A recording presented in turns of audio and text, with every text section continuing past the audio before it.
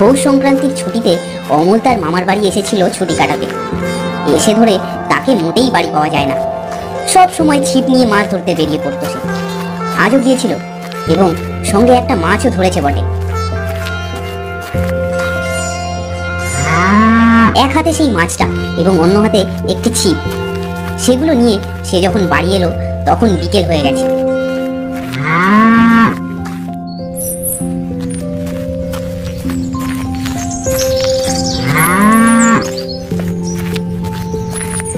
বাড়িতে এসে সে তার দিদিমাকে ডাক দিল। দিদিমা, ও দিদিমা, কোথায় গেলে? বাইরে এসো। এই তো বাবা, কি হলো?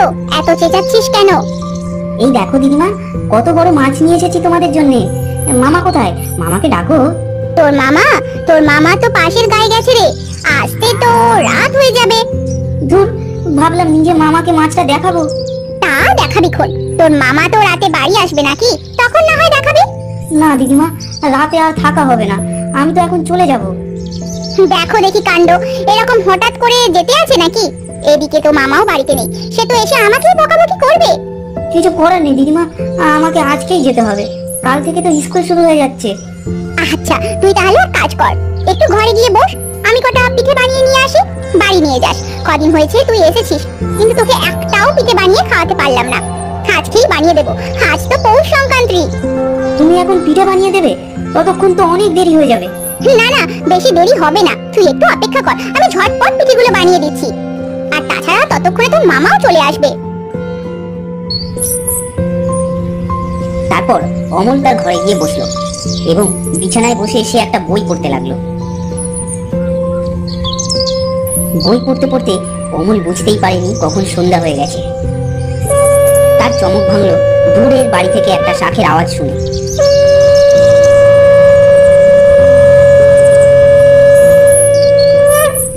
সে তখন তাড়াতাড়ি তার দিদিমার কাছে গেল।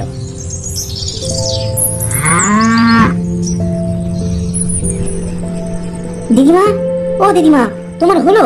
এদিকে সন্ধ্যা হয়ে গেছে তো। তার দিদিমা থালা ভর্তি করে বেশ কয়েকটা পিঠে নিয়ে এসে তাকে বলল, এই তো বাবা, হয়ে গেছে, এই নে, এবার এগুলো ঝটপট করে খেয়ে নে দেখি। এ কি, এত পিঠে? এগুলো কি বসে বসে এখন আমি খাবো?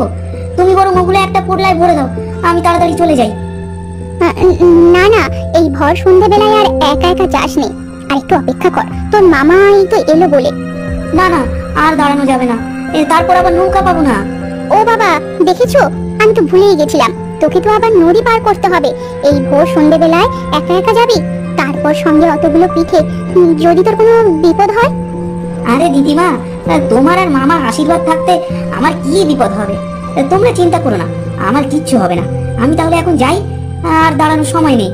হ্যাঁ আচ্ছা আচ্ছা, তুই একটু দাঁড়া, তোর মাথায় আর পিঠেগুলোর উপরে একটু হলুদ ছড়িয়ে দি, যদি কোনো ভূত পেটের নজর পড়ে এই পিঠেগুলোর উপর। ও দিদিমা, ছাড়ো না, ওসব ভূত প্রেত বলে কিচ্ছু হয় না। এই আমি চললুম।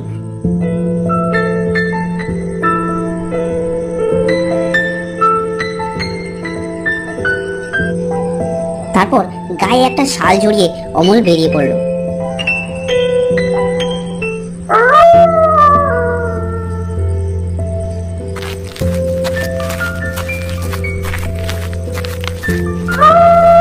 পৌষ মাসের সন্ধে, তাই ঠান্ডাটাও বেশ জাঁকিয়ে পড়েছে।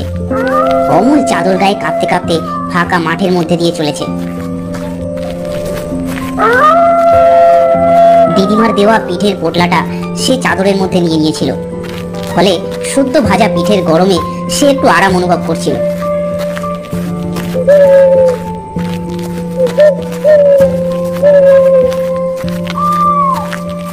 সে যখন তার মামার বাড়ির গ্রাম পেরিয়ে নদীর ধারে এলো, তখন যেন তার আরো বেশি করে ঠান্ডা লাগতে শুরু করলো। শীতের চোটে চাদরের মধ্যে থাকা পিঠেগুলোও যেন ঠান্ডা হয়ে গেছে। ঘাটের কাছে এসে সে একটা নৌকা দেখতে পেল। সেই নৌকায় একজন মাঝি বসে আছে এবং সেই মাঝিও ঠান্ডার চোটে একটা চাদর জড়িয়ে বসে আছে। ঠান্ডায় চাদর জড়িয়ে বসে আছে সেটা তো স্বাভাবিক, কিন্তু লোকটা যেন ঠিক কাঠপুতুলের মতো চুপচাপ মাথা গুঁজে বসে আছে। এই ব্যাপারখানা অমলের একটু অস্বাভাবিক মনে হলো। অমল কিছু বলার আগেই নৌকার দিক থেকে গম্ভীর গলায় স্বর ভেসে এলো, কোথায় যাবে? কথাটা শুনে অমল প্রথমটা চমকে গিয়েছিল। তার কারণ লোকটি তাকে কথাটা বলল ঠিকই, কিন্তু একবারের জন্য সে তার দিকে তাকায়নি। আগে যেমন কাঠ হয়ে বসেছিল তেমনি বসে আছে। অমল তার কথার উত্তর দেওয়ার আগেই লোকটি আবার বলে বসলো, নৌকায় উঠে এসো। নৌকোর একদিকে সেই মাঝি কালো চাদর মুড়ি দিয়ে বসে আছে এবং মাঝখানে একটা ছাউনি। অমল নৌকায় উঠে সেই ছাউনির নিচে মাঝির দিকে মুখ করে বসলো। সে নৌকায় আর কিছু আছে কিনা সেটা দেখলও না, তার কারণ তার সব নজর সেই মাঝিটির দিকে।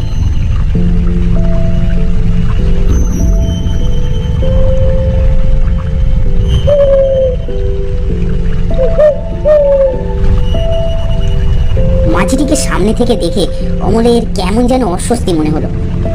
লোকটা এমনিতেই কালো চাদর মুড়ি দিয়ে বসে আছে, তার উপর নৌকায় একটাও আলো বা লণ্ঠনের কোনো ব্যবস্থা নেই। ফলে লোকটার মুখ তো দেখা যাচ্ছেই না, বরঞ্চ মনে হচ্ছে মাঝি যে জায়গাটায় বসে আছে সেই জায়গাটায় কালো কোনো কিছুর স্তূপ রাখা আছে।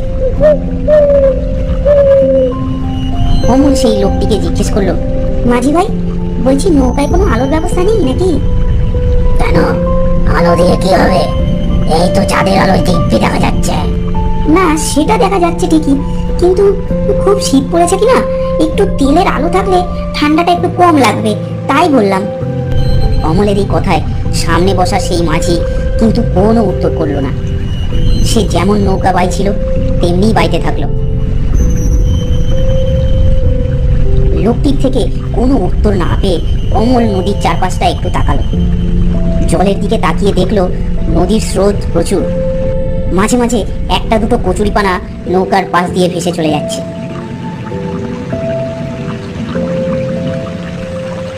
হঠাৎ অমলের মনে পড়ে গেল, সে তো মাঝিকে বলেনি সে কোথায় যাবে। তাহলে মাঝি আন্দাজে তাকে কোথায় নিয়ে চলেছে? সে তখনই ভয়ে ভয়ে বলে বসলো, দাঁড়াও দাঁড়াও দাঁড়াও দাঁড়াও। এই, তুমি পাগল নাকি? হ্যাঁ, এরম ভাবে হঠাৎ করে চেঁচাচ্ছ কেন? কি হয়েছে কি? ইয়ে মাঝি ভাই, আমি কি তোমায় বলেছি আমি কোথায় নামবো? হ্যাঁ, তুমি বললে তো তুমি বিষ্ণুপুর কেরাঘাটে যাবে। তুমি না বললে আমি জানবো কি করে যে তুমি কোথায় যাবে? এবার চুপ করে বসো দেখি। আরে এই পচা, তুইও চুপ করে বস, ওর দিকে বেশি হাত বাড়াসনি, একটু সবুর কর। ও কি, কাকে কি বলছো মাঝি ভাই? মাঝি কিন্তু অমলের এই কথায়ও কোনো উত্তর করলো না। অমল একটু সমস্যায় পড়ে গেল।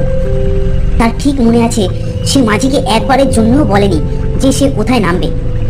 তবে মাঝি জানলো কিভাবে? সে মাঝির মুখটা দেখার চেষ্টা করলো। বেশ খানিকক্ষণ তাকিয়ে থাকার পর চাদরের মধ্যে একটা কিছু দেখে অমলের মনটা যেন ছ্যাঁক করে উঠল। সে দেখলো চাদরের মধ্যে দুটো হলদে হলদে আলোর চোখ এবং সাদা ধবধবে দাঁত। যেন মনে হচ্ছে ওই দাঁত আর চোখগুলো ছাড়া চাদরের মধ্যে আর কিচ্ছু নেই। এমনিতেই অমল ভয়ে শিখিয়ে গিয়েছিল। তার সামনে সেই মাঝিটিকে দেখে তার উপর হঠাৎ তার পেছন থেকে কেমন একটা আওয়াজ শুরু হলো। কেউ যেন কিছুর গন্ধ শুকছে এবং তারপর কেউ যেন অমলের ঠিক কাঁধের পাশ দিয়ে বলে বসলো, গরম গরম পিঠে আছে রে কানু। গলার স্বরটা ছুরির ফলার মতো অমলের কানে লাগলো। কথাটা যে কে বললো সেটা দেখার জন্য মাথা ঘোরাবার সাহসও নেই অমলের। সে তার সামনের দিকে মাঝিকে জিজ্ঞেস করলো, বলছি শুনছেন, আমার পেছনে কি কেউ বসে আছে?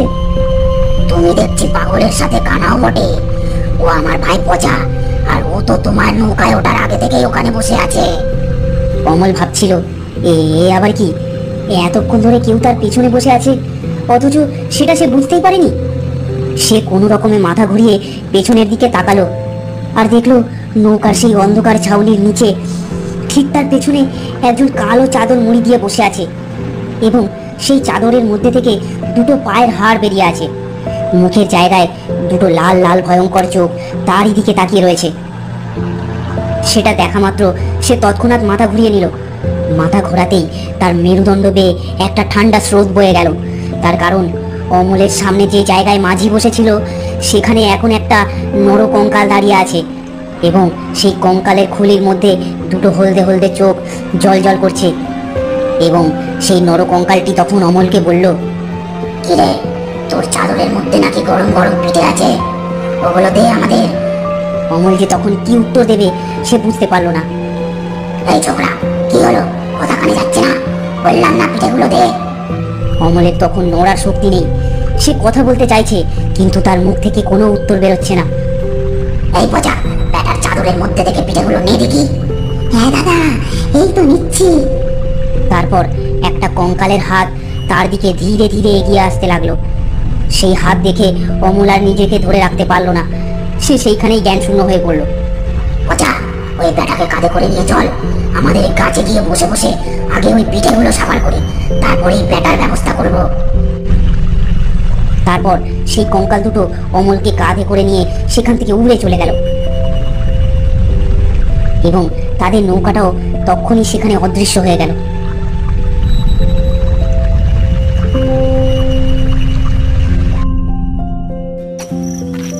ওদিকে অমলের মামা যখন বাড়ি ফিরল তখন বেশ রাত হয়ে গেছে। তিনি এসেই আগে অমলকে ডাকলেন। অমল, বাবা অমল, কোথায় গেলি বাবা? তখন অমলের দিদিমা তাকে এসে বললেন, অমল, অমল তো বাড়ি চলে গেছে। সে কি, বাড়ি চলে গেছে? এই তো দেখ না, বিকেলে এসে হঠাৎ বলেছে কাল নাকি ওর স্কুল খুলছে, তাই নাকি আজকেই ওকে বাড়ি যেতে হবে। আমি কত করে বললাম যে তোর মামাকে অন্তত আসতে দে, তারপরে যাস। তা সে তো কোনো কথাই আমার শুনলো না রে।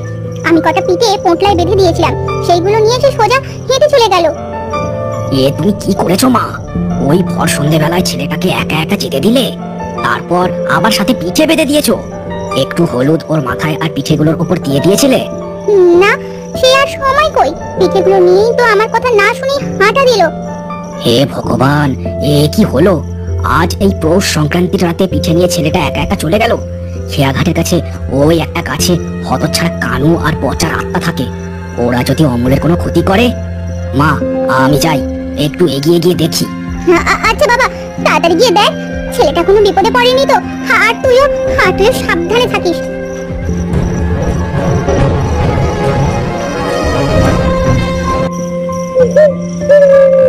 অমলের মামা এই গ্রামেরই একজন মান্যগণ্য গুণী। বিকেলে তিনি গিয়েছিলেন এরোসোলা বলে একটি গ্রামে ভূত তাড়ানোর জন্য।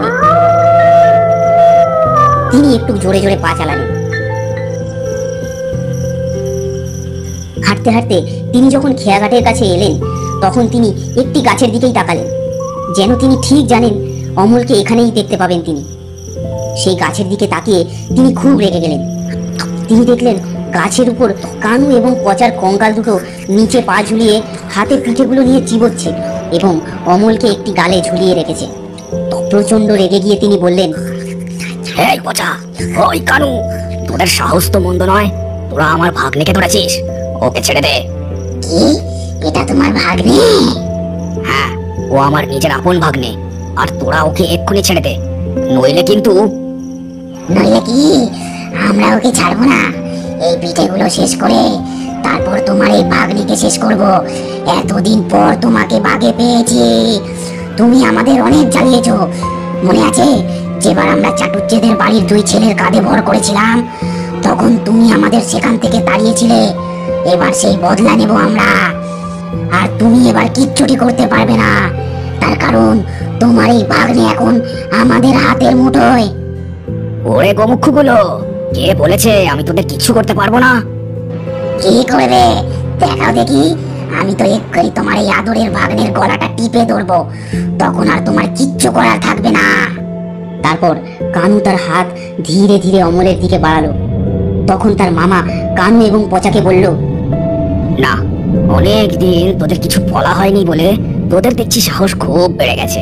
দাঁড়া, তোদের মজা দেখাচ্ছি। এই বলে অমলের মামা সেই স্থানেই চোখ বন্ধ করে হাত জড়ো করে বসে পড়লেন এবং মনে মনে দ্রুত গতিতে মন্ত্রপাঠ শুরু করে দিলেন। তার গলায় একটি মাদুলি ছিল। কিছুক্ষণ পর সেই মাদুলি থেকে একটি নীল রঙের আভা বেরোতে শুরু করলো এবং সেই নীল আভাটা ধীরে ধীরে বিরাট আকার ধারণ করে তার দুটো রশ্মি গিয়ে পড়লো পচা আর কানুর কঙ্কালের উপর। মাদুলির সেই আলোয় চারিদিক নীল আলোয় আলোকিত হয়ে গেল। ওদিকে সেই আলোর ঝলকানিতে পচা এবং কানু ছটফট করতে লাগলো। ছটফট করতে করতে তারা যেন কোথায় অদৃশ্য হয়ে গেল এবং সেই মাদুলি থেকে বেরোনো নীল আলোর আভা ধীরে ধীরে মিলিয়ে গেল। তারপর অমলের মামা উঠে দাঁড়ালেন এবং সেই গাছের কাছে হেঁটে গেলেন।